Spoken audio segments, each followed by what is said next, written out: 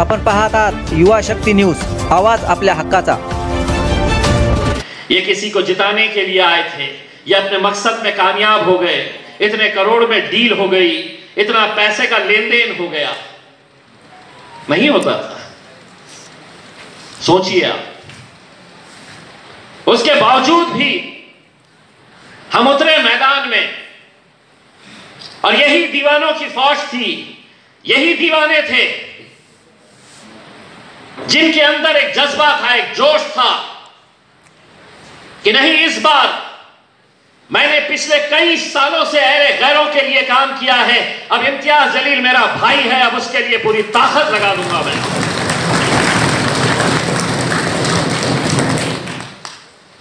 कितना पैसा,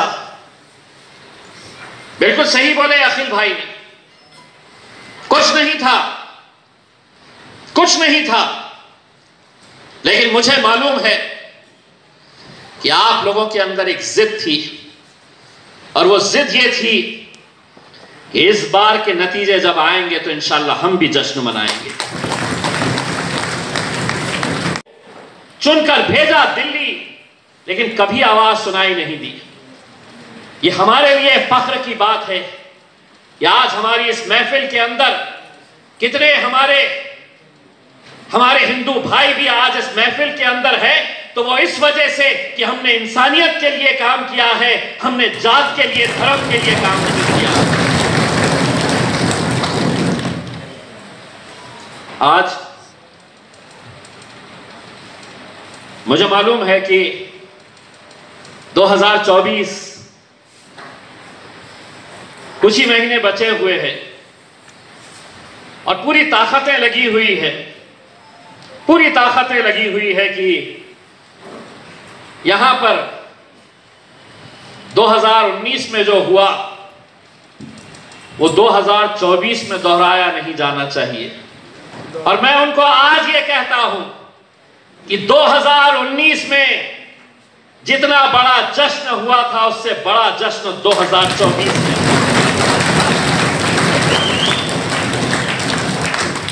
सलीम भाई, आप कह रहे थे कि बहुत लोग लगे हुए हैं करके, मैं आपको इशारों में ही बोला, अरे चल रहे बहुत आते थे।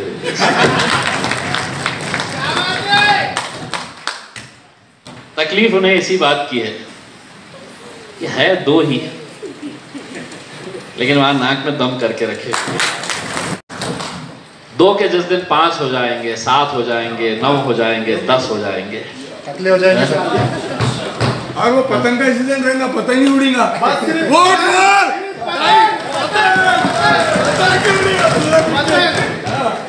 लेकिन ये है, मुझे जब हमारे तालुका अध्यक्ष लोग कह रहे थे, उनकी कुछ शिकायतें भी थी, जैसा अखिल भाई ने कहा कि हमको अभी तक आपके कदम नहीं लगे हैं, हमको आपकी सभा चाहिएगा करके।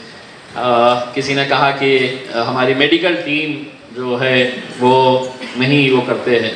देखिए, मैं खुद ये बात बताता हूँ, आप लोग अच्छी तरीके से जानते हैं कि मेरा फ़ोन मेरे पास होता है, मेरा फ़ोन किसी 2 पीएस को लेकर 2 पीए के हाथ में फ़ोन देना और वो फ़ोन पीए उठाना नहीं करके।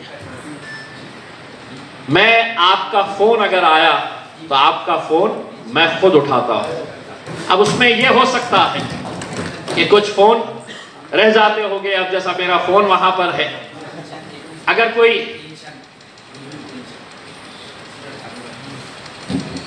किसी ने मुझे फोन किया और कहा कि मैंने तो आपको फोन कर रहा था, आपने मेरा फोन उठाया नहीं, मैं 4 बजे से 5 बजे तक के बीच में आपको लगातार फोन करते रहा, आपने फोन उठाया नहीं।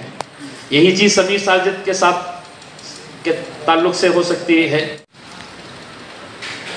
हमने इतने सालों तक हर राजनीतिक पार्टी को वोट दिया, उनका साथ दिया।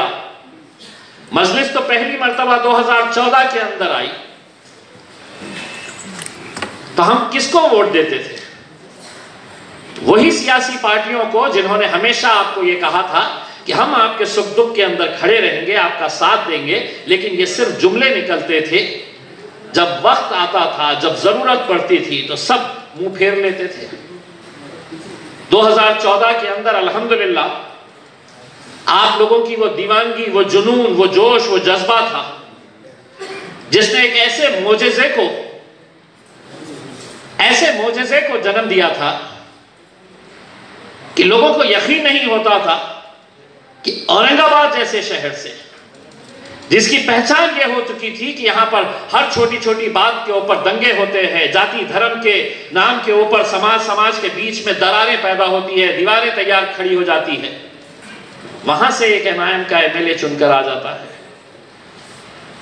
5 साल जैसा भी काम किए, जितना भी काम किए, पूरी ईमानदारी के साथ काम किए। ये नहीं देखा कि मेरे पास आने वाले का धर्म क्या है, उसका मजहब क्या है, उसकी जात क्या है।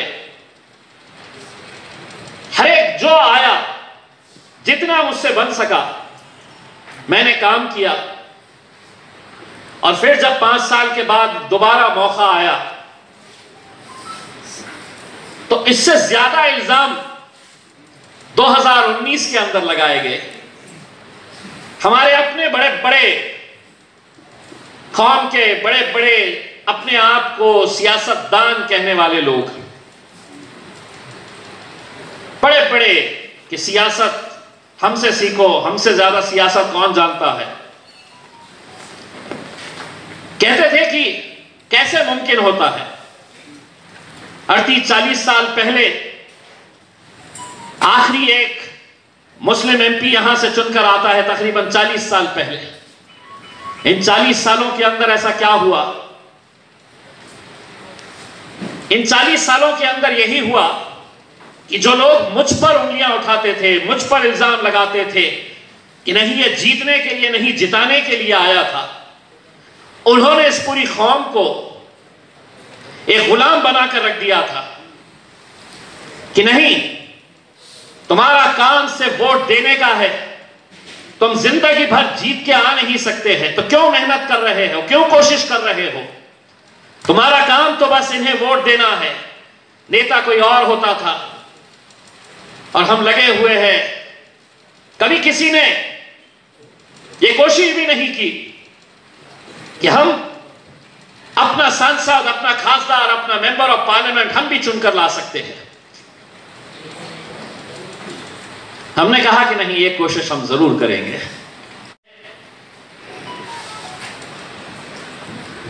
असद साहब ने जब मीटिंग ली थी, हमारे अपने लोगों ने उनसे कहा था कि नहीं साहब, 1.5 लाख 2 लाख वोट से ज्यादा वोट नहीं मिलेंगे। हमारे अपने लोगों ने जब हैदराबाद में मीटिंग हुई, असद साहब ने मुझसे पूछा गांव कितने हैं तुम्हारी कॉन्स्टिट्यूएंसी में? मैंने कहा नहीं पता। पोलिंग बूथ कितने हैं? मैंने कहा मुझे नहीं मालूम। जाति का समीकरण क्या है, कितने हैं अलग अलग जाति, धर्म और मजहब के? नहीं मालूम। फिर जीतेंगे कैसा? मैंने कहा कि साहब कोशिश करेंगे और इंशाअल्लाह कोशिश करने वालों की हार नहीं है।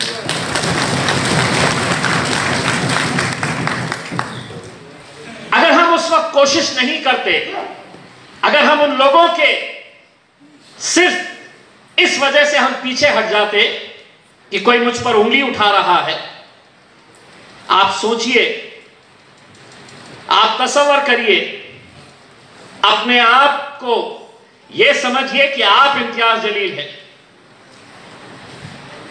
मैं जीत गया, यह तो अल्लाह का लाख लाख करम है, लेकिन खुदा ना करे अगर हारता तो जिंदगी भर वो लोग ताना कसते, एक धब्बा मेरे ऊपर लगाते और ये कहते कि हम तो पहले से कह रहे थे कि ये जीतने के लिए नहीं, किसी को जिताने के लिए आया है। मैंने अपना सब कुछ दांव पर लगाया था 2019 के अंदर, ये जानते हुए कि अगर कोई गलत फैसला आया, अगर मेरी जीत नहीं मिली मुझे, तो जिंदगी भर एक ठपका मेरे ऊपर लगा रहेगा। अल्हम्दुलिल्लाह एक बहुत बड़ी टीम है यहाँ पर, और मुझे फख्र है कि अपने इस शहर से, इस ज़िले से, कि आप किसी को भी फ़ोन कर दें। ये ज़रूरी नहीं है कि आपने समीर को ही फ़ोन किए तो आपका काम होगा। आप किसी को भी फ़ोन कर दीजिएगा, क्योंकि यहाँ पर जितने भी मजलिस को चाहने वाले हैं उनके सीने के अंदर एक दिल है जो धड़कता है, और उनके तकलीफ अगर किसी को होती है तो वो भी आगे बढ़कर काम करते।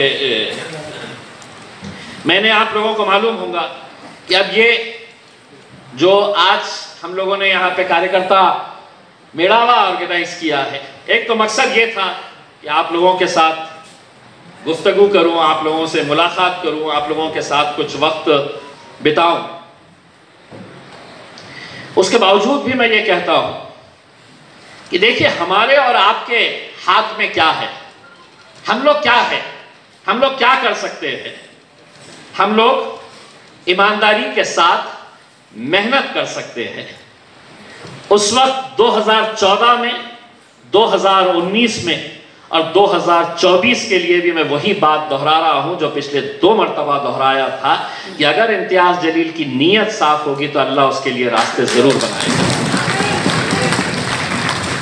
फिर कितनी भी ताकतें आ जाए, फिर कितनी भी साजिशें रची जाए, कोई ना कोई तो रास्ता अगर नीयत साफ है तो अल्लाह जरूर बनाता है उसमें। हमारा काम यह है कि हम सिर्फ मेहनत करें, पूरी ईमानदारी के साथ मेहनत करें। आज मुझे जाती तौर के ऊपर इस बात की खुशी होती है जब मैं उन गरीबों के चेहरे के ऊपर मुस्कुराहट लाने की कोशिश करता हूं। आदर्श का घोटाला, आदर्श पथ संस्था का घोटाला, कितने महीनों से जिनके 2 लाख, 3 लाख, 5 लाख रुपए, 10 लाख, 15 लाख जिंदगी भर की कमाई वहां पर बैठकर मुसाफिर जा रहा है, उसकी मंजिल कहीं और है, लेकिन पहुंच कहां रहा है। सोचे है आपने कि उसकी मंजिल कहां थी, कहां जाना चाह रहा था वो, और कहां चला गया। और इसके बावजूद भी कोई बोलना नहीं चाहता है। मणिपुर हमारे इस मुल्क का हिस्सा है, मणिपुर हमारे देश का एक हिस्सा है, मणिपुरी हमारे ही लोग हैं। कैसा कत्लेआम, कैसा वहां पे बर्बरियत हो रही है, किस तरीके से बच्चियों के साथ, हमारी बहनों के साथ बलात्कार करके हत्या कर दी जा रही है। मुल्क के वजीर आजम पूरी दुनिया के अंदर घूमते हैं, पूरी दुनिया में भाषण देते हैं, लेकिन पार्लियामेंट के चौखट तक आते हैं, मीडिया से बात करते हैं, लेकिन पार्लियामेंट को और मुल्क को जवाब नहीं देते हैं। क्यों? क्योंकि तुम्हारी जान की कीमत कितनी हो गई है, कितनी हो गई है। ना अखबारों की सुर्खियां बनते हैं, ना टेलीविजन के ऊपर खबर बनती है कि एक इंसान मर गया है, उसे मार दिया गया है। कोई नहीं। आज हमने जितने मुद्दे उठाए हैं, चाहे वो किसानों के हो, नौजवानों के हो, बेरोजगारी का मुद्दा हो, अस्पतालों का मुद्दा हो, ये किनसे ताल्लुक रखते हैं? ये आम लोगों से ताल्लुक रखते हैं, जिन्हें ऐसा लगता है, जिन्हें ऐसा लगता है कि मैंने इतने साल। अब आज विलास बाबू साहब ने जो बात कही है, आज मैं पार्लियामेंट के अंदर कितने एमपीज हैं, लोकसभा के अंदर 550 एमपीज, राज्यसभा के एमपीज, जब एक एक एमपी करोड़ों की गाड़ी के अंदर आता है, करोड़ों रुपए की गाड़ी के अंदर पार्लियामेंट के अंदर जब एंटर होता है, किसी सिक्योरिटी गार्ड से, किसी शख्स से पूछ लो कि ये एमपी कौन है जो 2 करोड़ की, 3 करोड़ की, 4 करोड़ की गाड़ी में से उतर रहा है, वो कहेगा मुझे पता नहीं है। और वहां पे किसी से भी पूछ लो कि ये कौन है तो बताएगा ये औरंगाबाद है एमपी।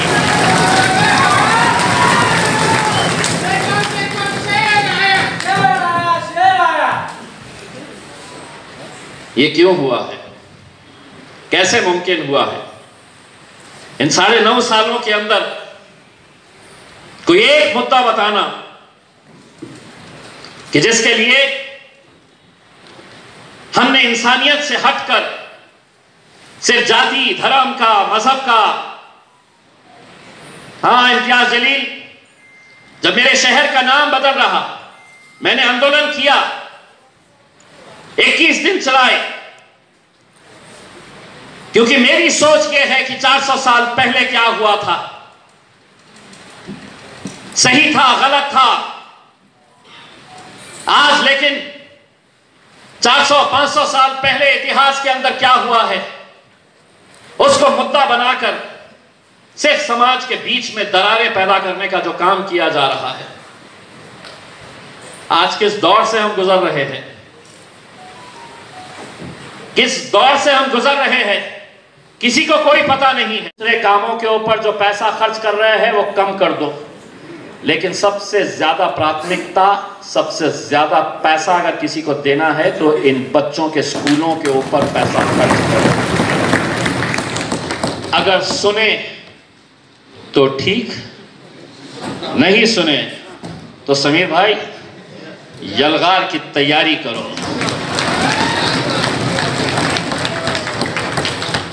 जिला परिषद का घेराव करेंगे।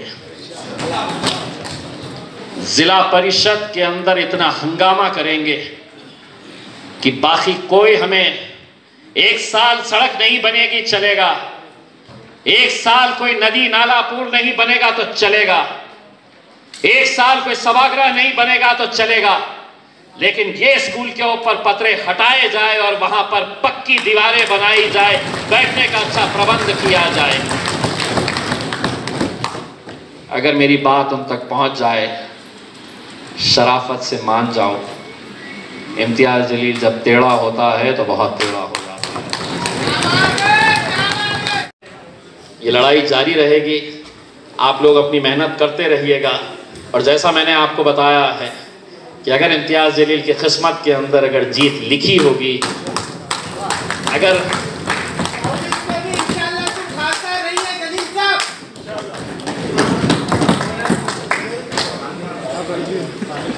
मजलिस जो है वो ऐसे दीवानों की जमात है, ये जुनूनियों की जमात है।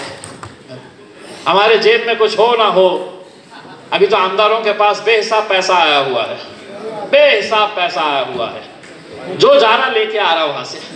और सबको ऐसा लग रहा है, सबको ऐसा लग रहा है कि मैं पैसा फेंकूंगा और चुन के आऊंगा। तू पैसा फेंकेगा लेकिन तेरे हाथ में तो इतना गुरूर, इतना घमंड पैसे पे मत कर। अगर 5 साल अगर लोगों के बीच में रहता, उनके सुख दुख में अगर साथ देता, उनके परेशानियों को अपनी परेशानी समझता, तो तुझे पैसा फेंकने की ज़रूरत नहीं पड़ती है। लोग उसे दुआओं से जिताते हैं और इंशाअल्लाह यही तो मिलेगा। बहुत बहुत शुक्रिया। वासुद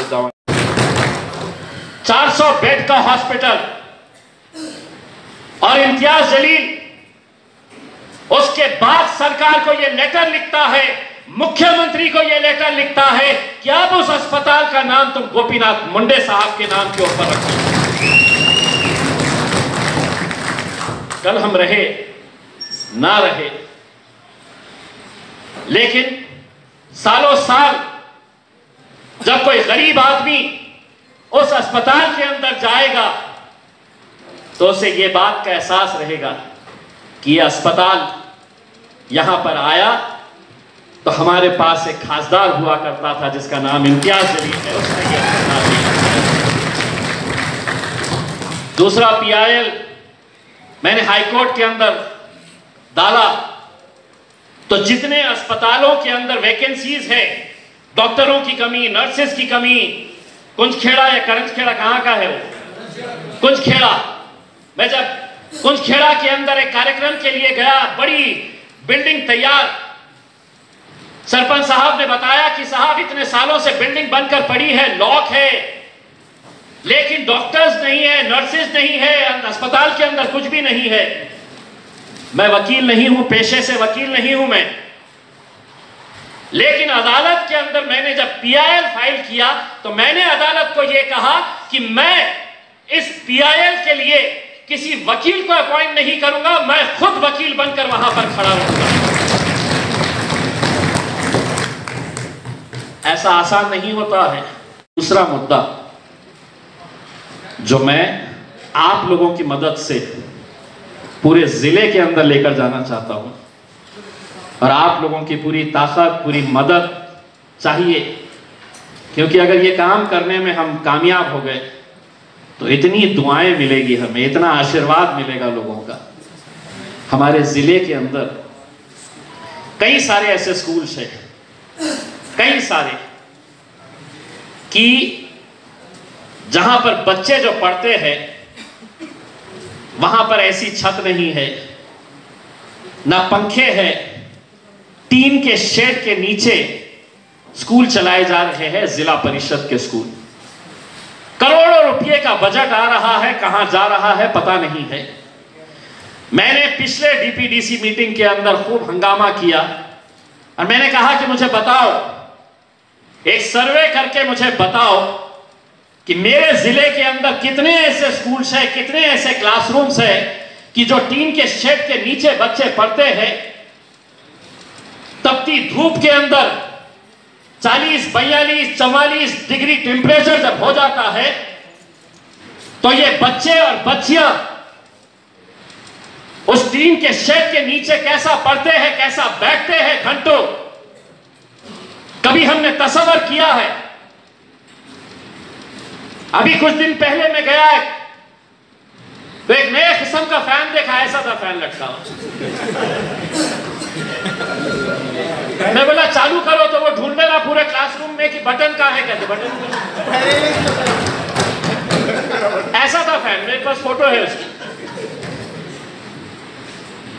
मैंने सर्वे करने लगाया, वो आंकड़े आपको बताऊंगा, तो आप लोग भी, मैं खुद शर्मिंदा हूं इस बात से कि जिस जिले के अंदर मेरी जिम्मेदारी है, हम सब की जिम्मेदारी है, तमाम राजनीतिक पार्टियों की, सरकार की जिम्मेदारी है। चले गए वो, वहां से यहां चले गए हैं, कौन कहां कहां है मुझे खुद नहीं पता है। हम पार्लियामेंट के अंदर बैठे हुए थे तो उनके 4 MP अलग है, एक उद्धव साहब के साथ है, कुछ जो है एकनाथ शिंदे साहब के साथ है।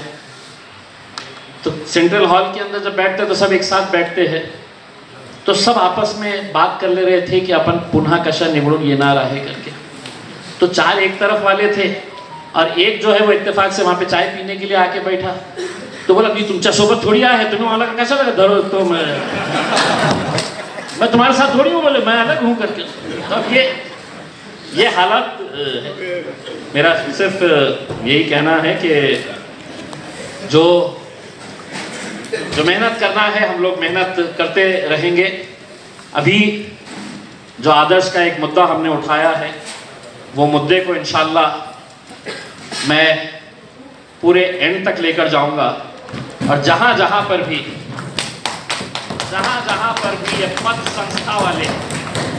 ये पद संस्था वाले बड़े बड़े पुडारी जो ये सहकार बैंक चला रहे हैं, पद संस्थाएं चला रहे हैं, ये मानकापे की जो किताब है उसके अंदर उनके प्रेरणा स्थान के अंदर 6 लोगों की तस्वीरें हैं। प्रेरणा स्थान आमचे तो कौन? शरद पवार साहब की फोटो। प्रेरणा स्थान कौन? कराड साहेबांची फोटो, देवेंद्र फडणवीस साहेबांची फोटो, अजित दादांची फोटो, हे प्रेरणा स्थान आहे। मग त्यांचे प्रेरणा स्थान ते असेल तर यांच्या बाबतीत, हे गोरगरिबांच्या बाबतीत कोण बोलणार? तर इम्तियाज जलील बोलणार। इसीलिए अब जो भी फैसला होगा वो सिर्फ औरंगाबाद के लिए नहीं होगा, पूरे महाराष्ट्र के लिए। और आज पूरे महाराष्ट्र के अंदर 10,500 डॉक्टर्स के, प्रोफेसर्स के, एसोसिएट प्रोफेसर्स के जब पोस्ट एडवर्टाइजमेंट के लिए निकली और उसका नोटिफिकेशन आया, तो उस नोटिफिकेशन के ऊपर लिखा हुआ है कि Syed Imtiaz Jaleel versus government of Maharashtra, PIL number 47/2021। 10,500 post निकले हैं अभी, तो सिर्फ तुम्हारे खानदान की वजह से।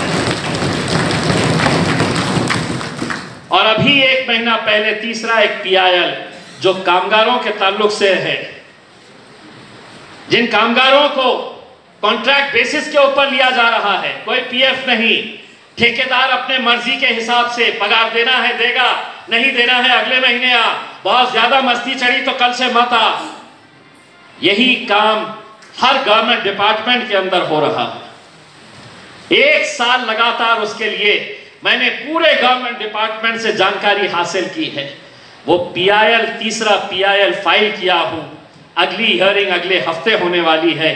पूरे के पूरे गवर्नमेंट डिपार्टमेंट्स को हाई कोर्ट ने नोटिस जारी किया है कि इसका जवाब दो, ये खासदार ने जो जो सवाल उठाया। तो मेरे भाइयों, मेरा कहने का मकसद यही है कि सियासत के अंदर कब क्या भूचाल आ जाए कोई नहीं कह सकता है। और आजकल भूचाल तो बहुत बार बार आ रहे हैं। सुबह 5 बजे उठ जाते हैं तो पता चलता है कि सरकार बन गई है करके पता। फिर बच्चों का कसूर सिर्फ इतना है कि वो गरीबों के बच्चे हैं, उनका कसूर सिर्फ इतना है कि वो किसानों के बच्चे हैं,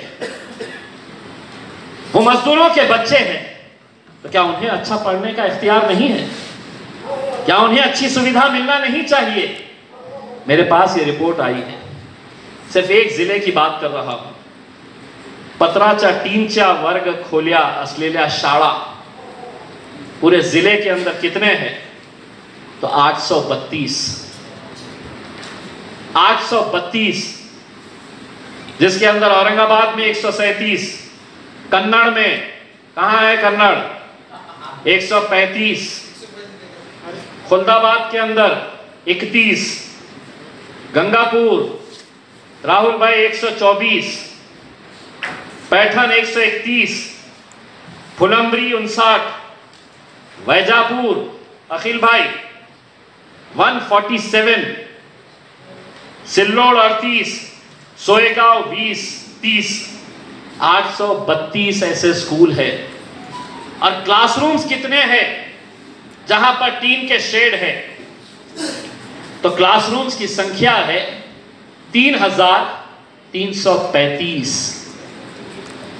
3,335। ये बच्चों को अच्छी शिक्षा मिलनी चाहिए या नहीं मिलनी चाहिए? बोलिए। मिलनी चाहिए। इन्हें भी किसी अच्छे स्कूल के जैसा माहौल मिलना चाहिए या नहीं मिलना चाहिए? क्या हम इन्हें दिला सकते हैं? तुम सिर्फ मेरा साथ दो, ये वर्ग खोलिया इम्तियाज जलील बदलवाएंगे। समझ में नहीं आता है कि क्या चल रहा है करके, और देखते पड़ोस वाले ने ताली बजाया, अरे बजा दो, अपन ने भी बजा दो, खत्म खत्म। आमचे एक साहेब होते 20 वर्ष,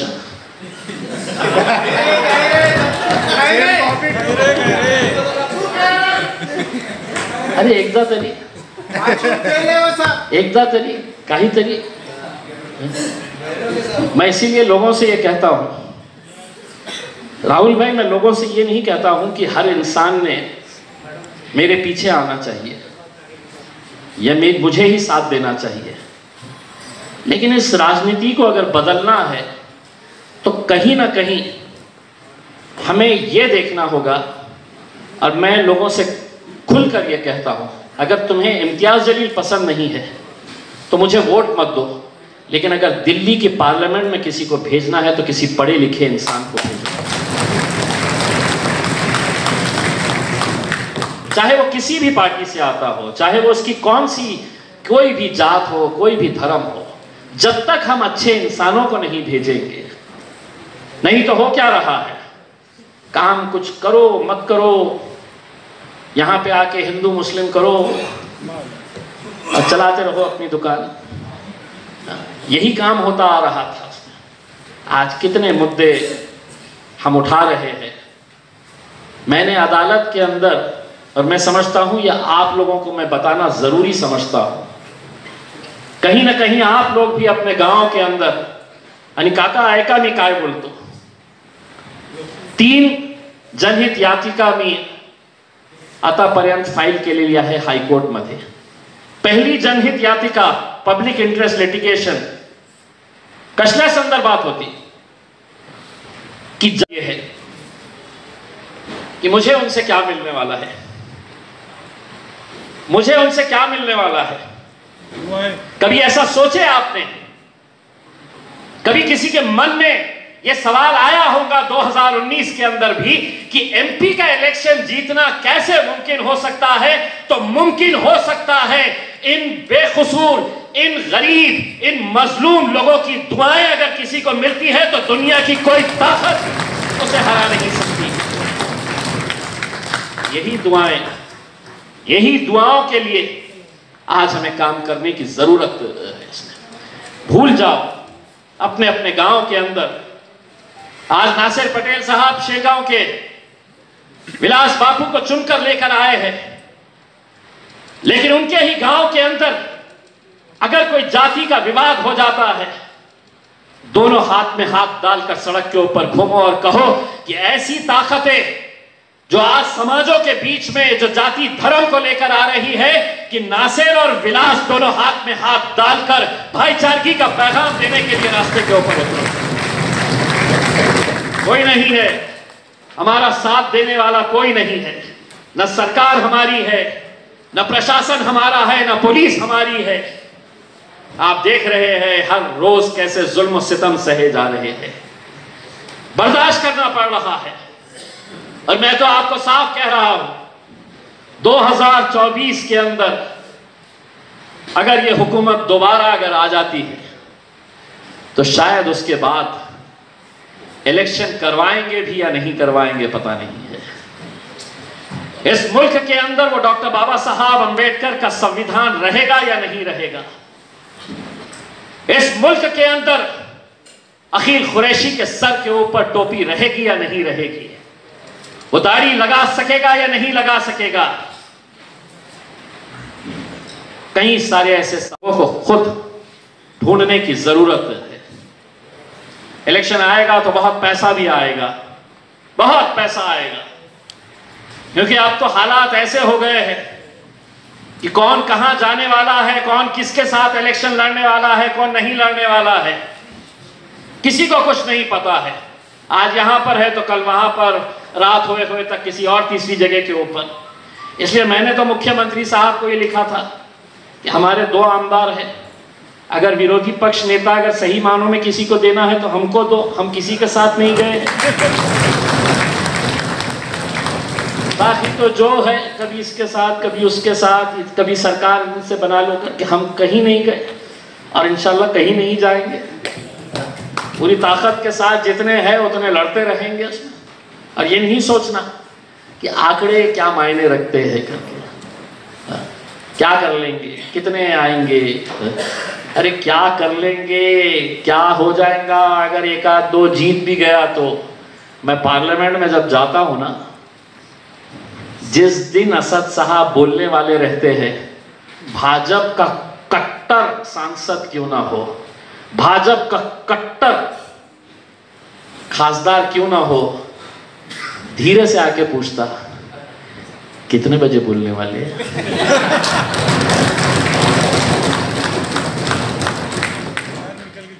वो दरअसल ये नहीं पूछता कि कितने बजे बोलने वाले हैं, उसका बोलने का मकसद ये रहता है कितने बजे हमारी बजाने वाले हैं। क्योंकि पार्लियामेंट के अंदर भी